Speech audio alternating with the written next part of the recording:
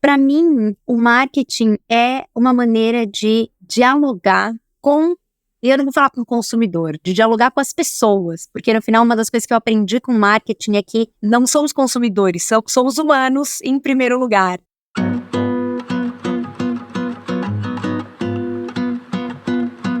Olá, espero que todos estejam bem. Eu sou Alan Amur e esse é o Desconstrói, um podcast sobre publicidade para desconstruirmos e construirmos conhecimento juntos. Eu tenho a honra de receber Isabela Zakzuk para falarmos um pouquinho sobre marketing no geral, estratégia de marketing e grandes marcas de CPG. Para quem não sabe, CPG é a sigla literal para Consumer Packaged Goods e na tradução literal, basicamente, são bens de consumo, marcas acho que você e vocês utilizam muito no dia a dia. Shampoos, pasta de dente, escova de dente, lâminas para barbear, mais conhecido como Gillette. Isa, seja muito bem-vinda. Obrigada! As primeiras perguntas, elas vão ser muito para a gente conhecer um pouquinho melhor, né? Para acho que ter uma conexão não só comigo, mas acho que com as pessoas que potencialmente estão nos ouvindo. Vamos lá! Qual o seu nome completo? Isabela Leone Zakzuk Bueno. Sua idade? Eu tenho 37 anos. Sua comida favorita? Feijoada. Sua música predileta? Bom, eu tenho várias músicas prediletas, mas uma que é, assim, muito próxima ao meu coração é o Sound of Music, do filme da Noviça Rebelde. Eu amo. Seu filme favorito? Meu filme favorito é Forrest Gump. E sua campanha publicitária favorita, ou a que mais chamou a atenção nos últimos anos? Olha, também aí, assim como a música, eu tenho uma variedade de campanhas que eu adoro, mas tem uma especificamente que é até uma campanha, assim, não é dos últimos, já é um pouco mais antiga, mas é uma campanha de P&G, de Always, que eu sou apaixonada e é difícil tirá-la do meu pódio. É a campanha de Like a Girl, ou Tipo Menina. É uma campanha muito reconhecida, mas eu acho que, para mim, como marqueteira, como publicitária e como mulher, ela faz absoluto sentido, e é o que eu falo, entram anos, mas é difícil tirar essa do lugar número 1 do meu pódio.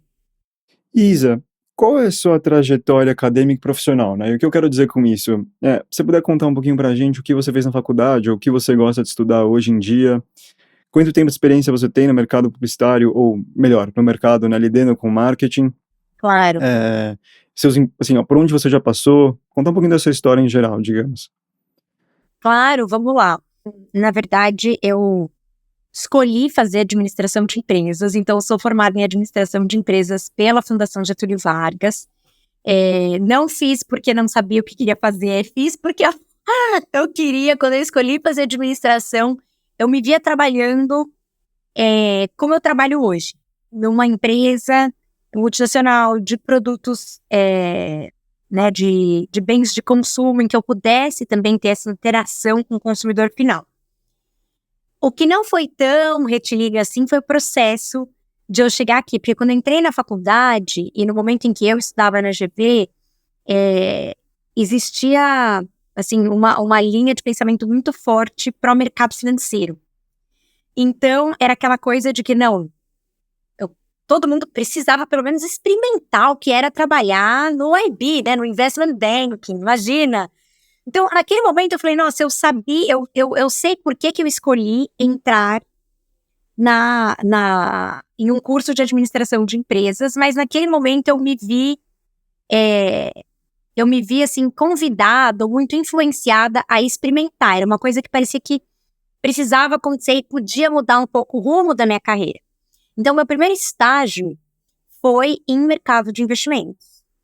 E a verdade é que eu percebi que não era para mim. Que eu estava mais certa quando eu era mais nova e escolhi fazer administração para fazer o que eu faço hoje, que era trabalhar com marketing em uma grande companhia. E foi nesse momento que eu comecei a procurar, enxergando o estágio como oportunidade de aprender e de aprender o que eu gosto e o que eu não gosto, o que eu quero e o que eu não quero. Aí eu falei, bom, vou procurar então voltar para o meu caminho original e comecei a procurar vagas em marketing em companhias de bens de consumo. E uma delas foi a P&G. Então, quando eu passei ou seja, entrei na P&G como estagiária aos 20 anos de idade e estou, 21 anos de idade, estou lá desde então. Então, na verdade, mas embora eu tenha uma carreira longa de P&G, né, eu acho que são 15 anos desde que eu me formei, quase 16 para 17, contando com o período de estágio, eu brinco que eu tive vários empregos dentro de uma mesma empresa, porque eu pude trabalhar desde a ponta da execução até vagas regionais de inovação, até broadening assignments, em que eu pude estar em vendas e trabalhei com mídia. Hoje estou numa vaga aqui, né, no Panamá, trabalhei em mais de uma unidade de negócio com produtos diferentes. Então, trabalhei muito tempo em cuidados com as roupas, com detergentes e amaciantes, muito tempo em beleza, cabelos, também desodorantes. E pude, a partir de vagas como a vaga de mídia ou como vaga em vendas, ter contato também com todo o portfólio da P&G. Então, fui desenvolvendo habilidades diferentes, né? Hard and soft skills diferentes ao longo de todo esse tempo. E aí, para sua pergunta de como que eu também garanto até hoje que eu continuo me desenvolvendo, mesmo estando em uma mesma companhia, eu acho que tem 2 pontos muito importantes. Dentro da P&G, assim, já escutei muitas vezes, assim, no mercado mesmo, a P&G é uma escola, e é verdade. Então, aproveitar, né, ao invés de take for granted tudo que a P&G oferece, aproveitar mesmo e até hoje me colocar como uma aprendiz, sentar na cadeira e estar em treinamentos e ativamente buscar aprender com cursos, com mentorias, com conexões com outras pessoas aqui dentro. E da mesma maneira, não só porque eu estou na P&G há muito tempo, esquecer que tem todo um mercado e que tem várias outras áreas nas quais eu posso upskill a mim mesma.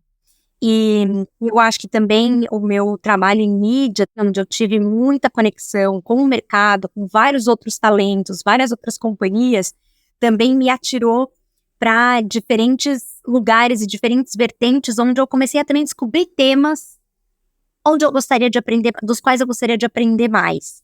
E então, aí, a partir daí, muitos cursos, podcasts também, né? Acho que essa foi uma outra maneira que até numa vida mais corrida, enquanto eu na academia, isso eu pluguei na minha rotina, assim, e continua sendo uma forma importante, muito mais atual, de eu continuar aprendendo.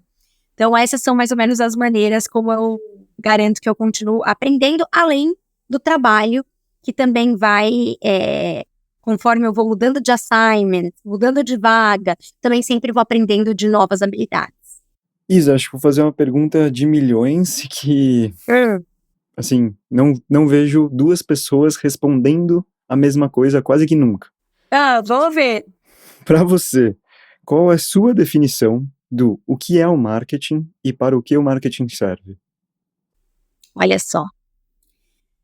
Para mim, o marketing é uma maneira de dialogar com, e eu não vou falar com o consumidor, de dialogar com as pessoas, porque no final uma das coisas que eu aprendi com marketing é que não somos consumidores, somos humanos em primeiro lugar. Então é uma forma de dialogar com as pessoas para entender um pouco mais quais são as suas necessidades e os seus desejos e responder a partir daquilo que a gente pode oferecer para resolver seus principais problemas. E eu coloco o diálogo de maneira intencional, porque para mim marketing vai muito além de simplesmente eu vender aquilo que eu tenho disponível, para muito mais eu ser capaz de desenvolver aquilo que realmente vai solucionar as dores das pessoas.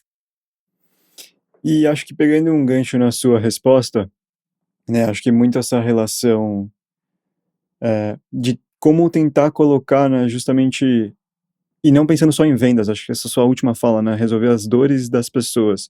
Então, como trazer soluções, né, e aí seja com produtos ou até outras coisas, às vezes, mas para os problemas das Exato. pessoas. Você acredita, e aí é uma opinião acho que todas as opiniões são muito pessoais, mas que a publicidade no Brasil atualmente caminha, talvez com isso, levando isso em consideração para as ativações aí, desde criação de produto, criação de campanha, a maneira qual eles colocam as campanhas na rua.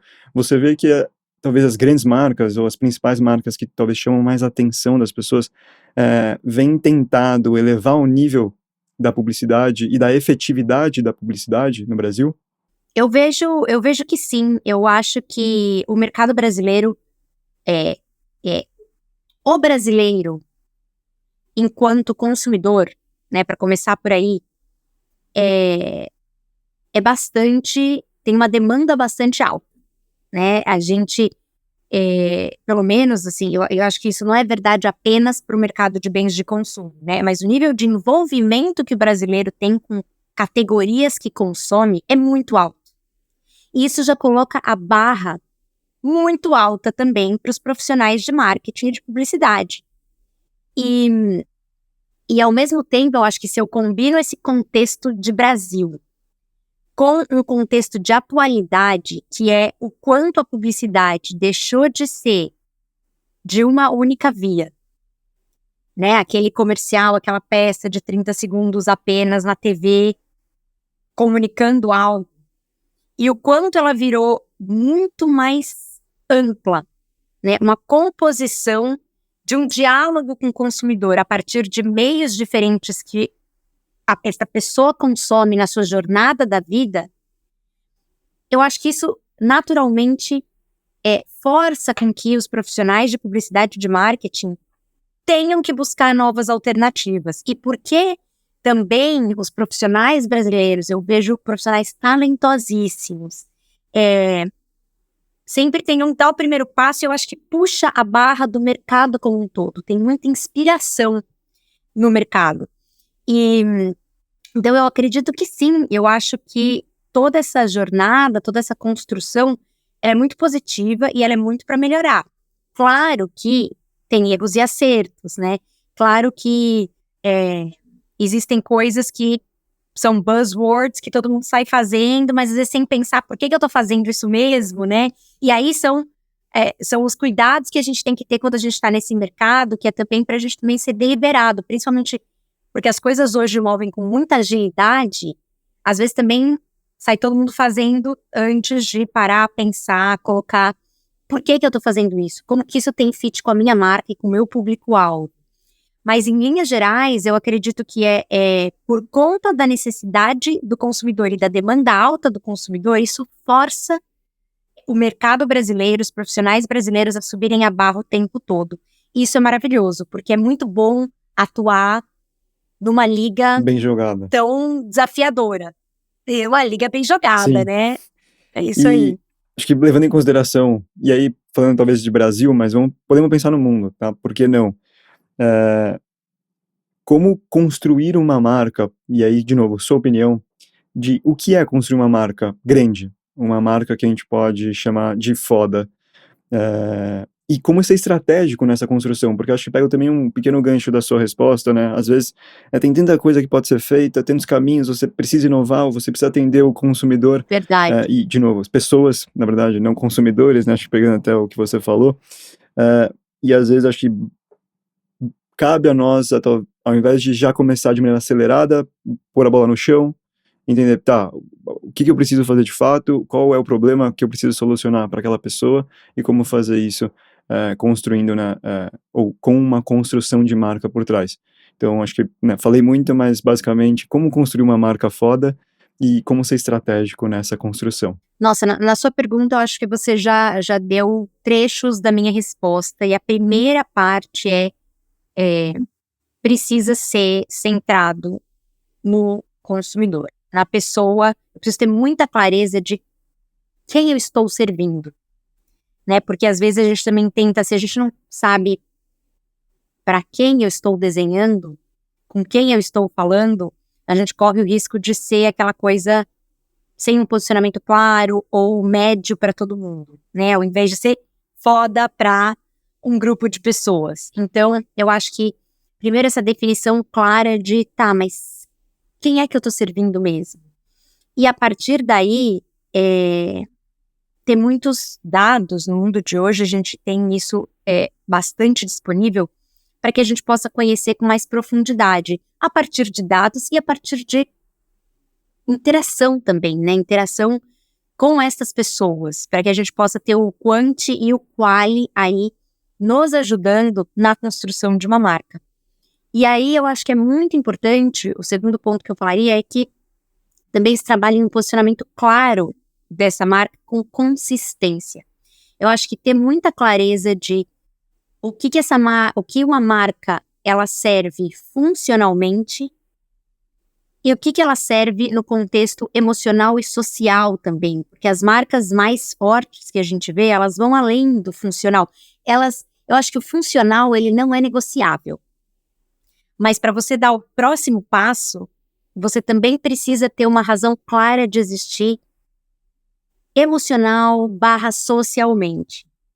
E com esse posicionamento, que ele seja construído de forma consistente, né? As marcas se apresentam assim como a gente também se apresenta para a sociedade. A gente não pode ser uma pessoa diferente a cada dia. A gente tem que se apresentar com consistência, ter muito clara qual é a nossa essência.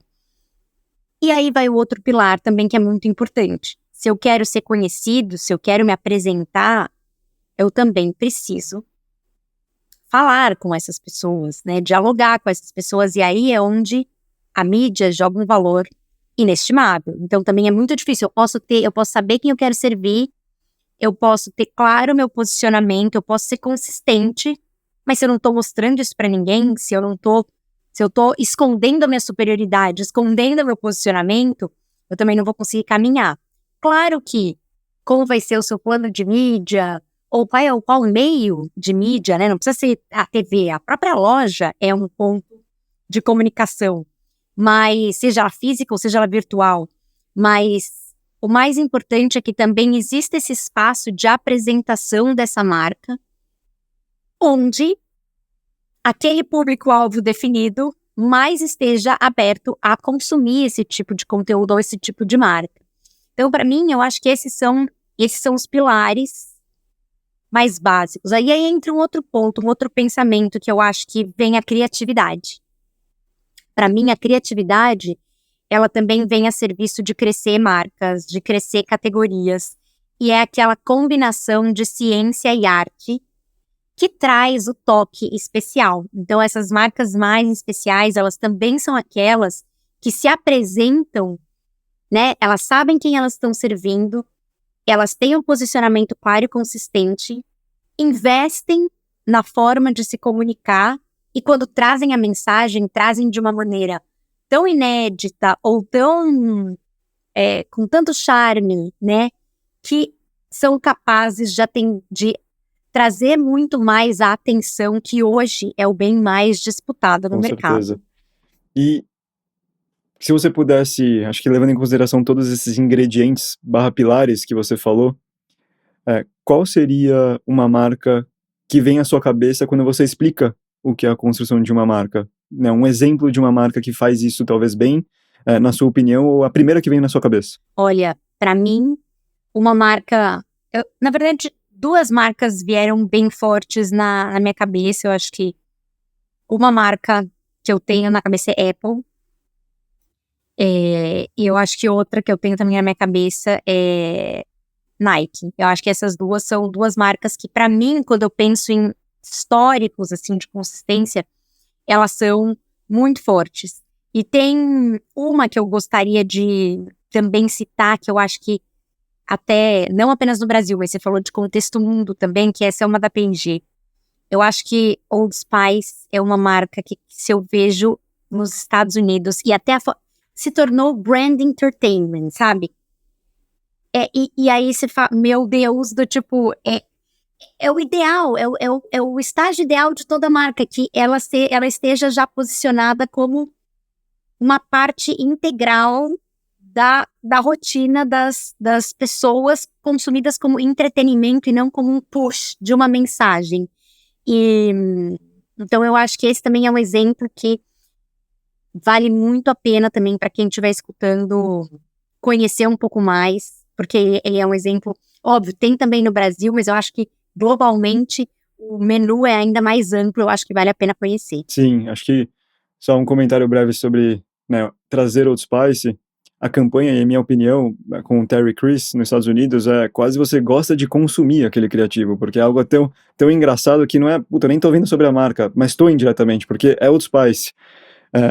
Fica Old Spice na minha cabeça, mas fica, né, o Terry Crews representando um pouco, de certa forma, a marca, e eu crio uma associação tão relevante que é a primeira que me vem à cabeça quando eu preciso de uma solução para uma odor, digamos. Absolutamente, e acho que mais recentemente, nas campanhas também com o Kevin Hart, que foi até nomeado como Entertainment Person of the Year, né, no último Festival de Cannes, você vê que é incrível, ele ama trabalhar com a marca, então tudo que sai da marca é maravilhoso, é totalmente, é orgânico também, e o consumo é orgânico, mas a marca está presente, porque aí é outro ponto, não é o entretenimento com a marca sendo um afterthought, né? Uma coisa que é pensada depois. Não, é sobre a marca.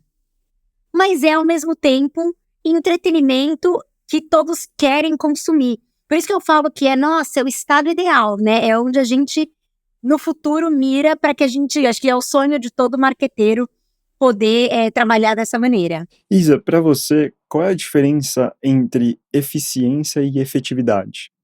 E se eu puder trazer até um tempero a mais na pergunta, não só a diferença entre eficiência e efetividade, mas como você relaciona um pouco os dois também a um querer no curto prazo e no longo prazo.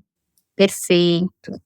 Eficiência é sobre a gente ter, na minha opinião, né? A eficiência é sobre a gente melhorar os custos para que então o retorno melhore a partir de reduzir o denominador dessa equação, que é o custo. E eficácia, eu acho que é quando a gente começa a perceber que, muito além de apenas trabalhar no vetor custo, eu preciso trabalhar no vetor retorno como um todo.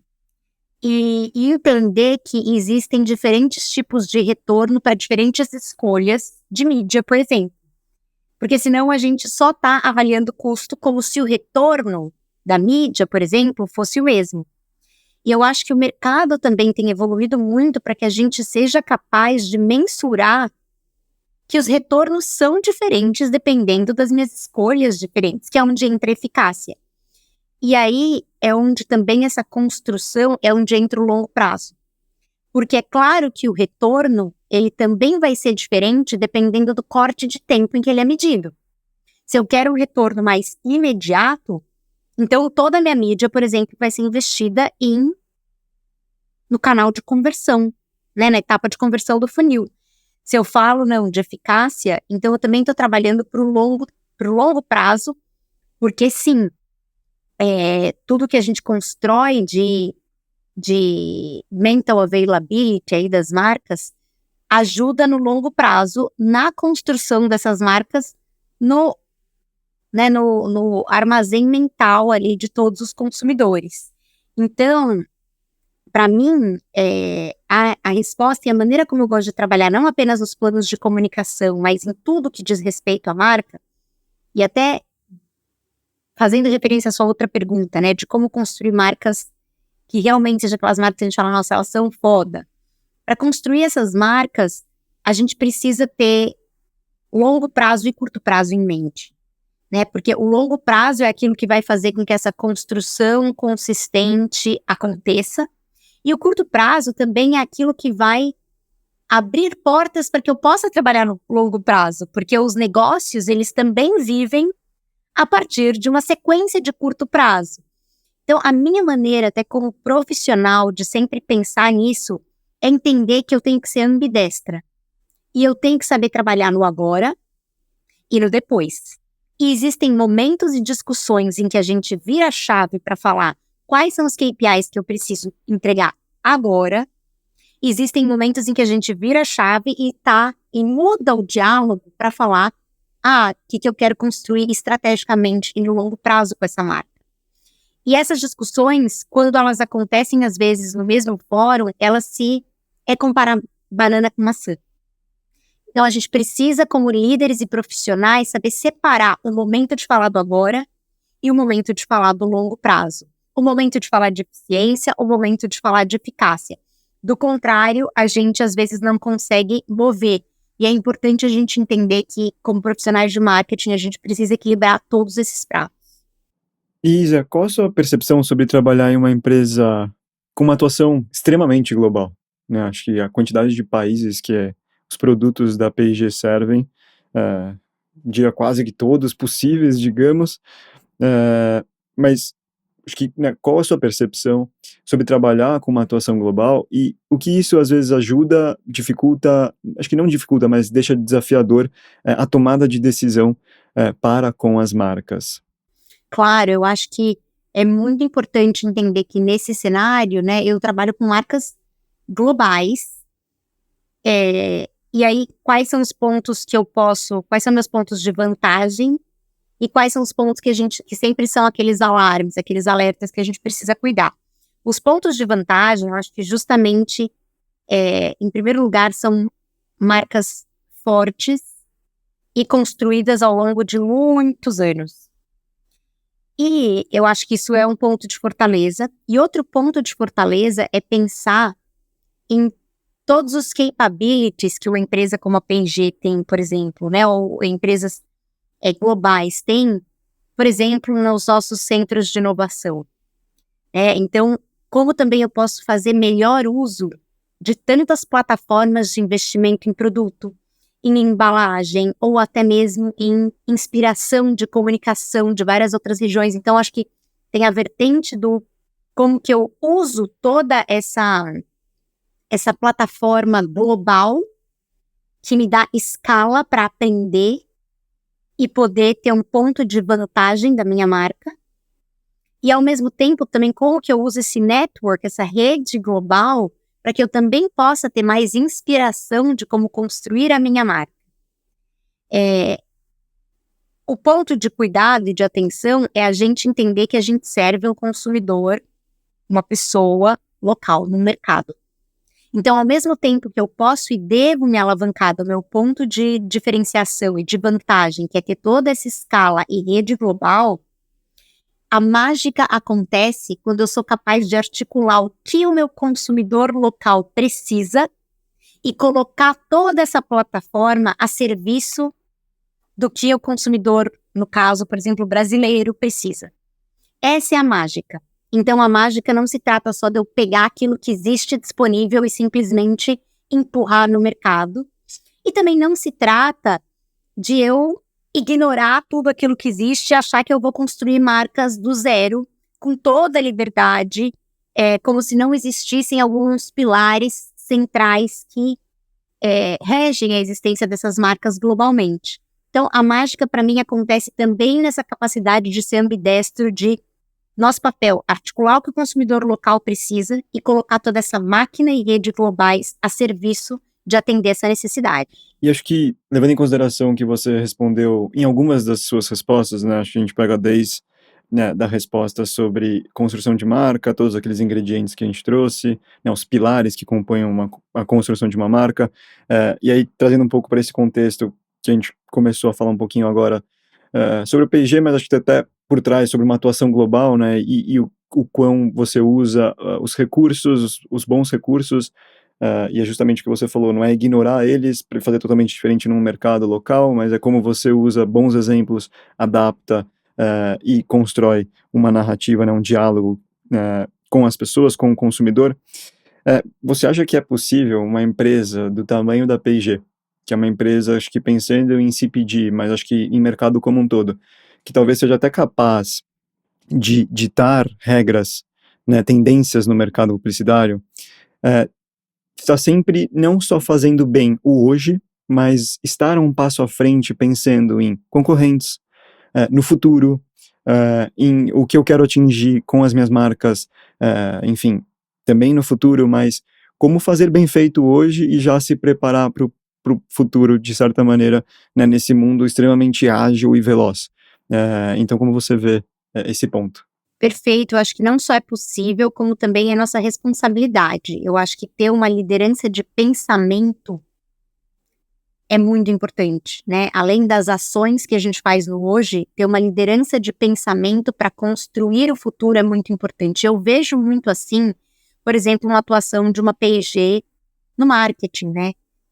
Voltando para a universidade, em quantos livros, em quantos casos de Kotler e outros exemplos, eu não via casos de P&G e das suas marcas. Então, acho que isso também é influenciar, e é nosso papel seguir influenciando.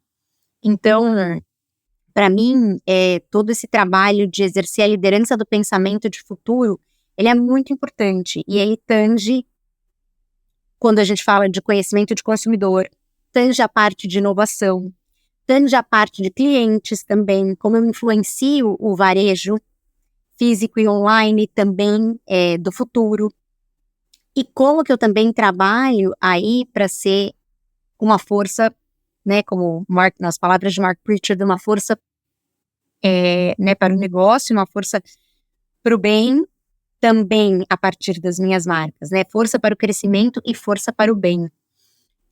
Ou seja, acho que em todas essas vertentes, a gente tem sim a responsabilidade de dar um passo adiante e com isso também influenciar todo o mercado.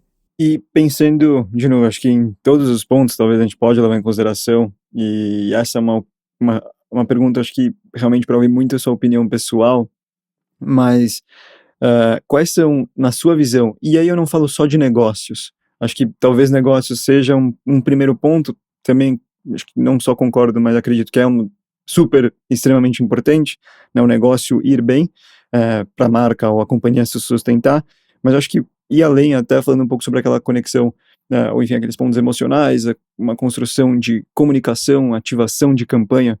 Para você, quais são as 3 marcas mais bem-sucedidas da P&G no Brasil?